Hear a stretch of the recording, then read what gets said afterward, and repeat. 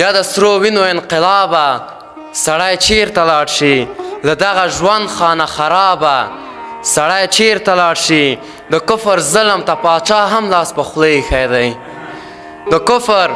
ظلم ته پاچا هم لاس په خوله ایښی دی زخمي ولسه له خونابه سړی چیرته لاړ شي اخ د هلمند د ارمانونو جنازې پورته شوې اخ د هلمند د ارمانونو جنازې پورته شوې غچ اخیستلو له حسابه سړی چیرته لاړ شي او یا څو معصومو پیغورونو رانه ساه ویستلې یو څو معصومو پیغورونو رانه ساه ویستې ده د بېوسۍ له اضطرابه سړی چیرته لاړ شي زه مغفرت درنه د کومې ګناه وغواړمه زه مغفرت درنه د کومې ګناه وغواړمه چې راپسې دي له دریابه سړی چیرته لاړ شي